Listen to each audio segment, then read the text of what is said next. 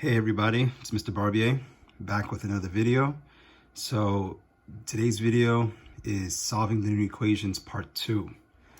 I know some of you are having difficulty with solving linear equations. You're wondering, Mr. B, I got the easy ones down. When it's one variable and one constant, it's simple. But when the problems are longer, I got problems. I got issues. I'm stuck. So guess what? I got you, okay? I got you. Today, we're going to look at equations that are longer, that have more than one variable term, more than one constant term, even more than one pair of parentheses, okay? So that's what we're going to focus on today. And folks, watch me very carefully. Pause that video when you need to. Okay, write notes down, try a problem on your own before I continue with the problem to see if your answer is right. Rewind if you need to, rewatch certain parts of the video. This is what you do when you're learning by watching a video. Okay, you don't just watch, you do. So make sure you're doing with me. Let's get started. So here are the steps once again for solving linear equations. The goal is to isolate the variable, all right? Which means to get the variable by itself, get that x alone on one side of the equal sign, one side of the equation. We're gonna draw a line going down the equal sign. If there are parentheses in the equation, use the distributive property to eliminate parentheses. We're gonna combine like terms. First, we're looking for like terms on the same side, and then we look for like terms on opposite sides of the equal sign. And then remember, this is my mantra when it comes to solving linear equations. When you cross the line, you change the sign when combining like terms. That's the key, okay? Do the opposite operation of addition or subtraction first, then the opposite operation of multiplication or division second, solve for the variable, and if you wish, you can check your answer by plugging the value for the variable back into the equation. So let's look at some problems from the homework sheet. Now, typically I say, you know what, homework you do on your own. But some of you may have tried these already and you're not sure if your answer is right. You're saying, you know what, I tried this problem, but I'm stuck. So guess what I'm gonna do? I'm picking select problems from this sheet for us to do right now in this video, okay? So the first problem that I picked from this homework sheet is I picked question number 2, okay? So 2 says 4x plus 5x minus 10 equals 35. Let's look at it. All right, here we go.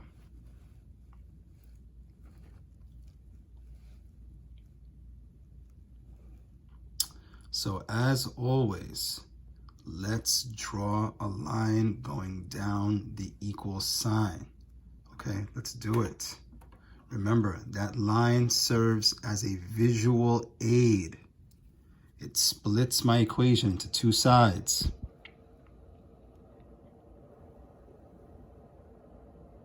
Okay, it lets me see very clearly that there are two sides to an equation and that I must keep the equation balanced at all times, meaning I need a term on the left and a term on the right at all times. I cannot leave one side of the equation empty, okay? Now, after we draw that line, step 2 says if you have parentheses, use the distributive property. We do not have parentheses. So step 3 says, and it's a very important step, combine like terms on the same side first. Now you might say, Mr. B, is that necessary? It isn't necessary, it's a recommendation on my part. You should always look to see if we can combine like terms on the same side first. And let me explain why I recommend it. You might say to me, Mr. Barbier, right now, if I want to combine negative 10 and positive 35, can I add 10 to both sides right now? The answer is yes, you can. But you know what I would say to you? why not look and see if you have like terms on the same side first? So right now we have on the left side 4x, positive 5x, and negative 10. So my question to you is, of these three terms, do we have a pair of like terms? If you said yes, 4x and 5x are like terms because they both have the variable x, the answer is yeah, they are both like terms. So let's combine them first. Why not? Right? Why combine the negative 10 and 35 first? Why not handle these two like terms first? Because they're on the same side of the line, of the equal sign, right? And guess what we can do since we're combining like terms on the same side of the equal sign? We do not, I repeat, we do not change the sign of either of these two terms. Okay? Because remember the saying goes, when you cross the line, you change the sign. We don't need to cross this line to change these, to combine these two like terms. They're already on the same side of the line. So I'm going to box the 4x, and I'm going to box the positive 5x. Make sure that the sign is in the box with the term. And I'm going to do what I've been doing for simplifying algebraic expressions. We're going to just combine like terms, right? Box, box, draw little, connecting branches, and put my answer right there. So let's use money and debt as we always do. If I have $4, because it's a positive 4x, and I have another $5, right? Positive means you have. Then altogether, you what? Have $9? The answer is yes, and I keep the variable x. So 4x plus 5x is 9x. Bring down the rest of the equation. So minus 10, bring down the equal sign, bring down the 35. Okay?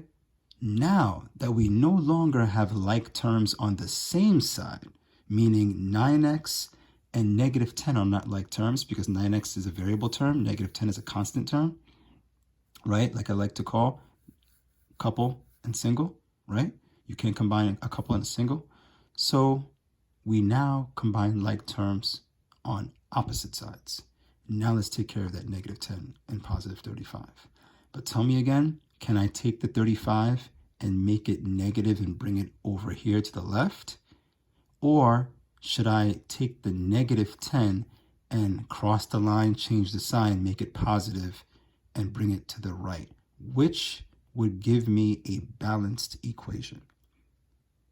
If you said to bring the 10 to the right, you are correct, okay? Because if I bring the 35 to the left and I subtract both sides by 35, these two 35s cancel and I'm left with nothing on the right side. So we are going to take the negative 10, cross the line, change the sign, make it a positive 10. And what I do to one side of the equation, I must do to the other side. Okay, let's draw that line all the way across. And now I say to myself, I owe 10, I have 10, these two 10s cancel. Like I say all the time, ladies and gentlemen, make sure that these signs are opposite. These two terms will not cancel unless the signs are opposite. Very important, okay? The 9x gets brought down and moved over so that I don't have a gap in my work. I drop the equal sign. And then I combine these two terms using money and debt. So the 35 is positive, the 10 is positive. I have $35, I have another $10. Altogether I have, right? 5 plus 0 is 5. 3 plus 1 is 4. I have $45. Now let's remember 9x, whenever I see a coefficient and a variable touching each other, that represents multiplication. I do the opposite operation of multiplication. I'm going to divide. And I show division again using a fraction bar. I divide on both sides by the coefficient, okay? The partner of the variable. And the variable's partner is called the coefficient, that's the 9. I divide both sides by 9. Okay, remember, do not divide by 9x. I do not put an x here or here. The x stays where it is. These two 9s cancel because 9 divided by 9 is 1. Remember, the 1 is invisible. I don't need to put the 1 because 1x and x are the same thing. We say that the 1 is understood to be there. I drop the equal sign. And 45 divided by 9 is 5. And there's your solution for the variable x. Okay, there we have it. Okay, ladies and gentlemen, now that I've explained this problem like detail by detail, we're going to pick up the pace a little bit, but we're also going to do much longer problems. Now, going back to the homework sheet, students tell me, okay, Mr. B, I got you. Number 6. That's the hardest problem because it's the longest problem. I can't do it. Folks, I say all the time, just because something is long doesn't mean it's the most difficult. As a matter of fact, I tell my students all the time, listen, challenge yourself by picking what appears to be the most difficult problem. Challenge yourself. Don't run away from a challenge. Embrace a challenge. Okay? So number 6 has the most terms in it. But guess what? You're going to see right now that it's actually one of the easiest problems on the whole sheet. So let's do it. Okay? So number 6 is right here. I'm numbering it 2 because it's the second of my extra practice problems. That's the exact same question. Okay? Now, let's do it. Nothing changes, ladies and gentlemen. We still find the equal sign and we still draw that line. Doesn't change. Okay? We still say to ourselves, well, I don't have any parentheses, so I don't have to do the distributive property. But like I said with the previous problem, with number 1, do you see any like terms on the same side? Okay? Let's not start crossing the line, changing the sign right off the bat. No. Let's look at one side of the equation, for example, the left side, and I see 1, 2, 3 terms, and ask myself a very simple question. Are they like terms? What do you think? If you say yes, they are like terms, then guess what? You're right. And all I'm going to do right now is focus on the left side. So let's do that. I see 9x, I see positive 6x, and I see negative 12x. They are all like terms, right? Because they each have the variable x. They're all variable terms. So we can combine them. Now you might say, well, what do I combine first? Doesn't matter. It doesn't matter. Whatever you feel more comfortable with. Just make sure that you use the money and debt method, which is, in my opinion, the easiest way to combine like terms. So let's start with the 9x and the 6 and the positive 6x. Now you might say to me, Mr. B, can we combine all 3 at the same time? Sure. If you feel comfortable with that, if you feel comfortable adding 9x, 6x, and negative 12x all at once, do it. Would I recommend it? No. Okay. The enemy of math, in my opinion, is careless mistakes. And careless mistakes happen when you try to do too much at once. So my advice always to my students, one step at a time. Don't rush. Okay. So here we go. 9x and positive 6x. Let's use money and debt. I have $9. I owe 6. I'm sorry, I said owe. I meant to say I have. My mistake. I have $9 and I have another $6. The 6 is positive. You only owe when it's negative. So I have $9. I have another $6. Altogether, I have what? If you said $15, you are correct. And let's keep that variable x. All right? Let's bring down the negative 12x. All right? And that equal sign. And folks, let's just stay on the left side, okay? We don't have to worry about the right side right now. Let's stay on the left side. Are these two like terms? Yes, because they both have the variable x. So let's combine them also, all right? Let's say I have 15x because it is positive, and this time I what? I owe 12x. The subtraction sign, the subtraction operation makes the 12x negative in algebra, all right? It acts as a subtraction and as a negative. It acts as both. So if you have $15 and you have to pay someone 12, what's going to happen? You're going to give them the 12, but then you're still going to have how much money left in your pocket? If you said $3, you're right. And because you have the $3 in your pocket, it is a positive 3x, okay? Guess what we just did? We just took the left side of the equation, which originally had 3 terms, and we simplified it down to one variable term on the left side. Awesome. Now let's slide over and look at the right side of the equation, okay? Now, first of all, let me bring this equal sign down, okay? And let's go back up to this top area here, and let's look for like terms once again. We have 1, 2, 3, 4 terms. Which ones are like terms? Can I combine, for example, negative 12 and positive 2x? If you said no, you are correct because this is a variable term. It has an x, and this is a constant term. It doesn't have an x. So as a matter of fact, negative 12 is the only constant term on this side of the equation, isn't it? So we're not going to do anything with the negative 12 right now. Nothing at all. We're going to look at the negative 7x, we're going to look at the positive 2x and the positive 5x. And like I said before, you can combine them in any order. It's your choice. If I want to combine 5x and 2x right now, I can. If I want to combine negative 7x and positive 5x right now, I can. So the order doesn't matter, okay? So let's combine negative 7x and positive 2x. Why not?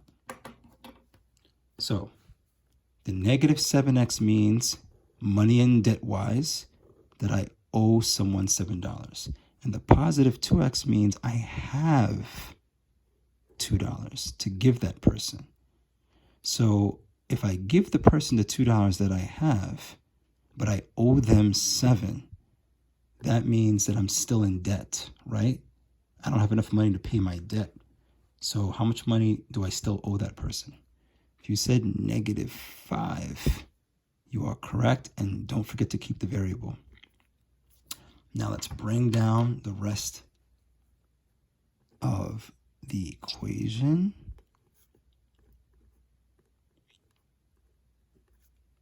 And let's look for like terms again. I see negative 5x, negative 12, positive 5x. These two are clearly the like terms because they both have a variable x. So let's box them. So I owe, negative means I owe $5, but I have $5 to give.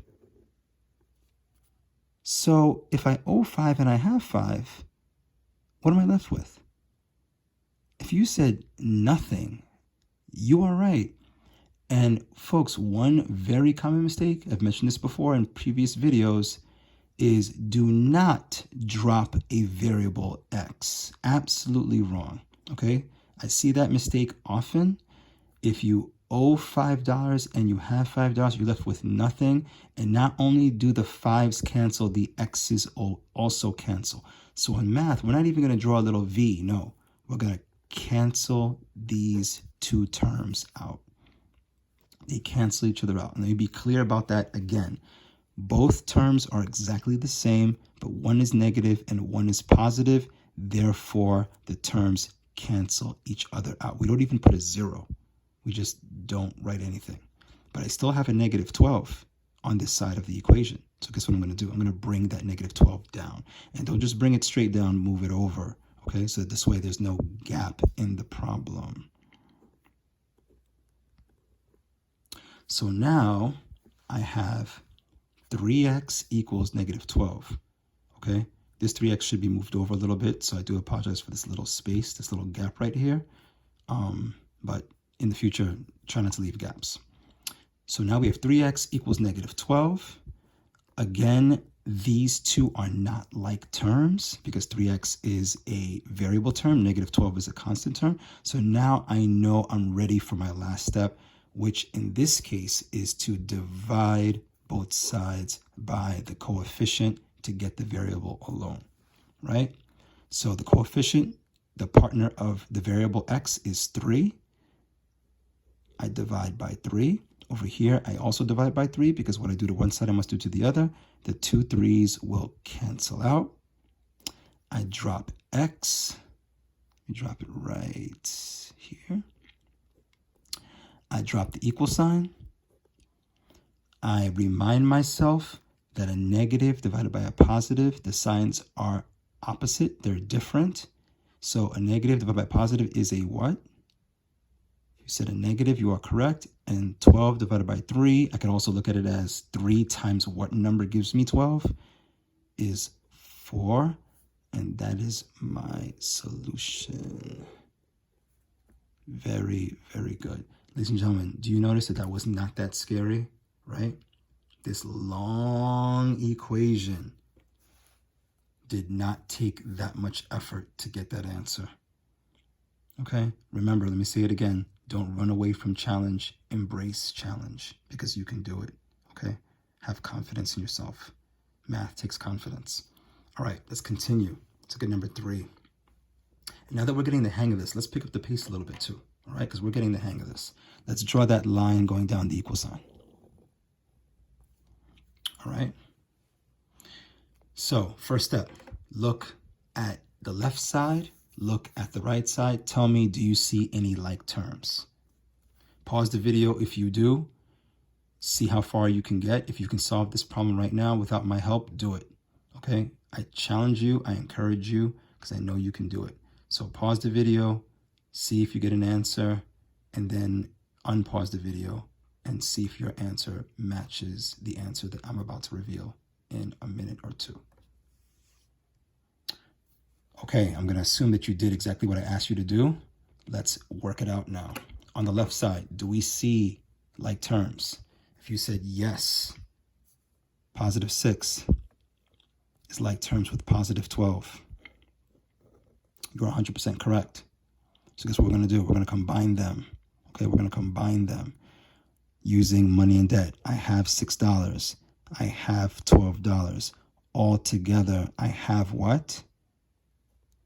$18 is correct. You see the negative x? Bring it down. Okay, drop the equal sign. Now, are these two like terms? 10x and 7, positive 7. If you said no, you are correct. So I'm just going to bring that straight down. Do I have any more like terms on the same side in this equation?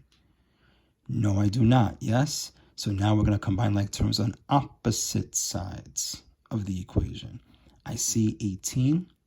I see 7. I can combine those. I see negative x and I see positive 10x. I can combine those. Ladies and gentlemen, it's your choice. All right? You combine what you want to combine first. Just keep the equation balanced.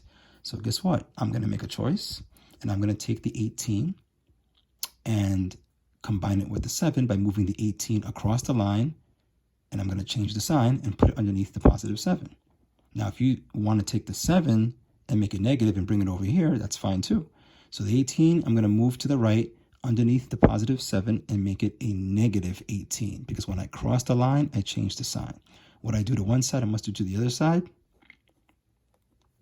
Let me draw my line all the way across. These two 18s will cancel, because again, the signs are different, but the terms are the same. I drop the negative x. I drop the equal sign. I drop the 10x. And then I use money and debt to combine 7 and negative 18. I have $7. Positive 7 means I have $7. Negative 18 means I owe $18. I give the person the 7 that I have, and I'm still left in debt. Yes? How much? Now, ladies and gentlemen, let me be clear. If looking at it this way is confusing, you know what I say? When in doubt, work it out. So I'm going to put the negative 18 on top and the 7 on the bottom. Okay? And solve it this way if it's more convenient for you. It's easier for you. So the signs are different, which means I'm going to subtract, right? I owe 18, I have 7. So I'm going to take 7 from 8, that's 1, and drop the 1, and take the sign of the larger absolute value. Negative 18 has a larger absolute value than 7. I make the 11 negative, okay? So this is going to be negative 11. Some of you were able to do that mentally. That's great. Now I'm here, and I have like terms still, don't I? I have a negative x and I have a positive 10x. I want to combine them, but keep my equation balanced. Now, whenever I see a variable with no partner, I always tell students, give x a partner if you don't see one. And when we don't see a partner, we know that that partner is always an invisible what? If you said 1, you are right, and I'm going to squeeze the 1 in between the x and the negative. Okay? That way, ladies and gentlemen, I don't mistake the coefficient, the partner for x, as a 0. It's not a 0 because there's no number there. It's always an invisible 1, or in this case, an invisible negative 1. So let's combine like terms again by crossing the line and changing the sign. I have a question for you, first of all. Can I bring the 1x, the negative 1x, over to the right and make it positive? Should I do that?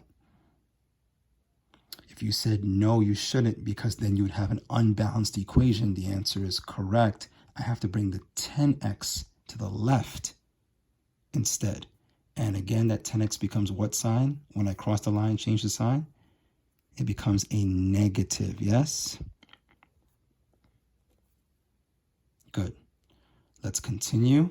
I'm going to drop the, I'm subtracting 10x from both sides. So negative 10x here, negative 10x here. Okay, lost my focus for a second. These two 10x's will cancel. I drop the negative 10. Remember, close to the line. And I use money and debt again. I owe $1. I owe 10 more dollars. All together, I what? If you said I owe $11, you are correct. Keep the x. And now I want the x alone. I'm going to do the opposite of multiplication, which is division on both sides. We're going to divide both sides by what? If you said negative 11, because that's the coefficient, the answer is yes. Remember, when I do the opposite of multiplication or division, I do not change the sign of the coefficient. If the coefficient's negative, I keep it negative here and here.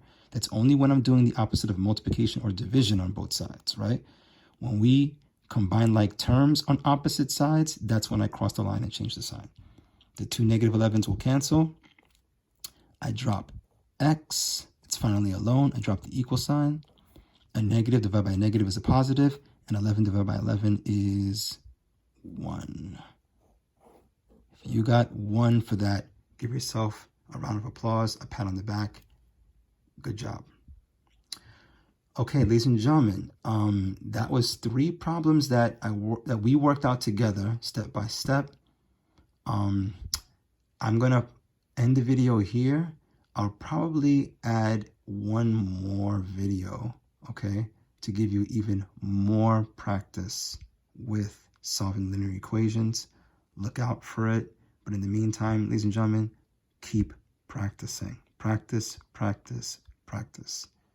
Okay, be sure to like this video. Be sure to subscribe to my channel. And I'll see you at the next video. Take care.